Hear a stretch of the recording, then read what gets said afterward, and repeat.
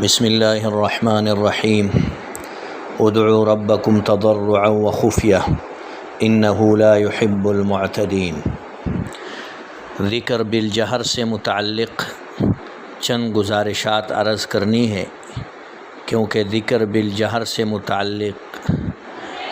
آج کل ایک بحث چل رہی ہے۔ تو علماء حق اور علماء دیوبند اور فقہاء اکرام کا مسلک کیا ہے اس میں؟ اللہ تعالیٰ نے قرآن میں فرمایا کہ ادعوا ربکم تضرعا وخفیہ، اپنے رب کو عاجزی کرتے ہوئے آہستہ آہستہ پکارو۔ بخاری شریف اور مسلم کی روایت میں ہے کہ خیبر کے سفر میں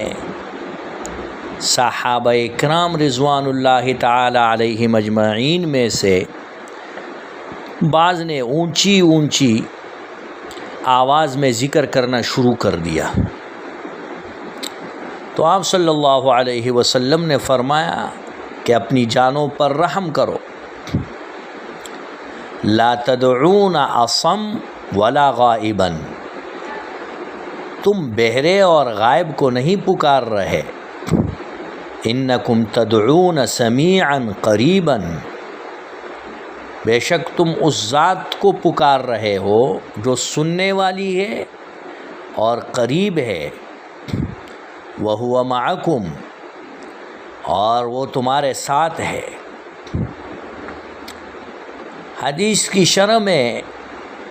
فتح الباری اور عمدۃ القاری میں ہے کہ صحابہ اکرام رضوان اللہ تعالی علیہم اجمعین اور تابعین عظام اونچی آواز میں ذکر کو مکروہ سمجھتے تھے، مکروہ تحریمی کے درجے میں، سوائے ان جگہوں کے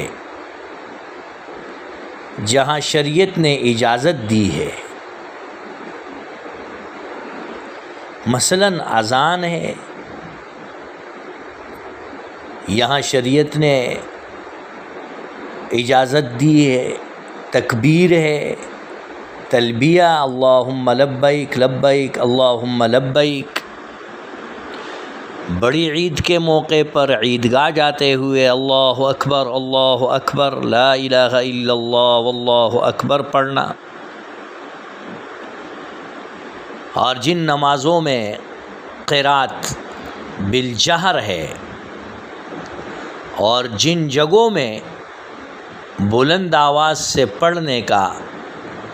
حکم نہیں وارد ہوا، وہاں آہستہ پڑھنا ہے۔ جیسے عید الفطر کے موقع پر عیدگاہ جاتے ہوئے تکبیر آہستہ پڑھنی ہے، اگر کوئی بلند آواز سے پڑھے تو بدعت کا مرتکب ہوگا، اور جن جگہوں میں شریعت نے اجازت نہیں دی ہے اونچی آواز میں ذکر کی، تو یہ مکروہ تحریمی کے درجے میں ہے تابعین کے نزدیک اور فقہاء اکرام کے نزدیک۔ خلاصہ کلام یہ ہے کہ جہاں بلند آواز سے پڑھنے کا حکم ہے وہاں بلند آواز سے، ورنہ آہستہ آواز سے پڑھنا ہے۔ امام اعظم ابو حنیفہ، امام مالک، امام شافعی اور امام احمد رحمہم اللہ تعالی متفق ہے اس بات پر کہ بلند آواز سے ذکر کرنا بدعت ہے۔ امام صاحب فرماتے ہیں ان رفع الصوت بالذکر والدعاء بدعۃ مخالف لامر اللہ تعالی ادعوا ربکم تضرعا وخفیہ، کہ آواز کا بلند کرنا ذکر کے ساتھ اور دعا کے ساتھ یہ بدعت ہے، اور یہ اللہ تعالیٰ کے اس قول ادعوا ربکم اور اس حکم ادعوا ربکم تضرعا وخفیہ کے خلاف ہے۔ کبیری اور البحر الرائق اور فتح القدیر میں امام صاحب کا یہ قول نقل کیا گیا ہے۔ ہاں اگر آدمی بالکل تنہا ہے اور اس کے بلند آواز سے ذکر کرنے کی وجہ سے کسی کی نیند یا نماز اور مطالعہ میں خلل نہیں پڑتا اور کسی بیمار کو تکلیف نہیں ہوتی تو اونچی آواز سے پڑھنے کی اجازت ہے، مگر اتنی بلند آواز سے نہیں کہ لوگ ڈر جائے، سہم جائے، خوف زدہ ہو جائے، پریشانی کا سامنا کرنا پڑے۔ باقی مجلس اور مسجد کے متعلق تفسیر مظہری میں لکھا ہے کہ اگر ایک نمازی نماز پڑھ رہا ہو تو بلند آواز سے قرآن کریم پڑھنا یہ بھی جائز نہیں ہے، اس لیے کہ نماز کے اندر خلل واقع ہو رہا ہے اس سے۔ مگر فی زماننا لوگوں نے مسجدوں کو بھی عجیب ماحول کا بنا دیا ہے، شور شرابہ اور اتنی اونچی آواز سے ذکر اذکار، یہ سب بدعات ہے اور یہ بہت بڑے ظلم کی بات ہے۔ ہاں ذکر بالجہر یعنی بلند آواز سے ذکر کرنا یہ تعلیم کے لیے درست اور صحیح ہے۔ جیسے قادری سلسلے میں حضرت لاہوری رحمۃ اللہ علیہ کے پاس جب نئے نئے مریدین آتے تھے تو جمعرات کے دن اونچی آواز سے ذکر کی تعلیم دیتے تھے، مگر اتنی اونچی نہیں کہ کان کھا جائے اور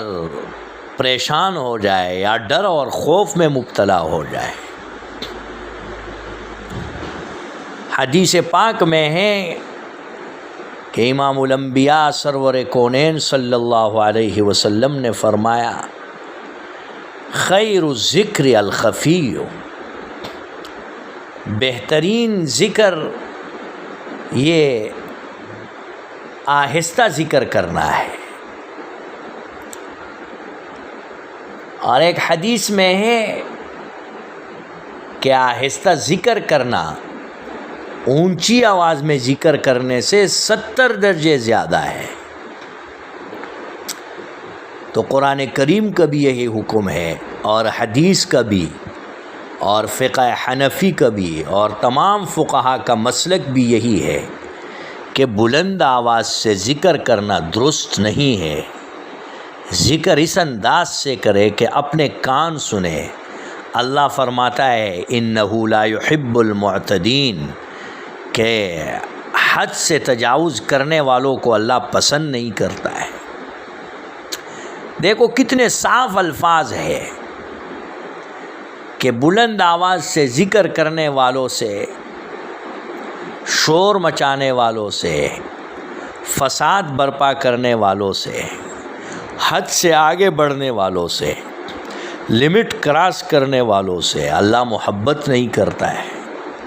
اللہ تعالیٰ ان سے ناراض ہے۔ اس لیے علماء حق، علماء دیوبند، فقہائے کرام اور قرآن کا حکم چھوڑ کر دوسری طرف جانا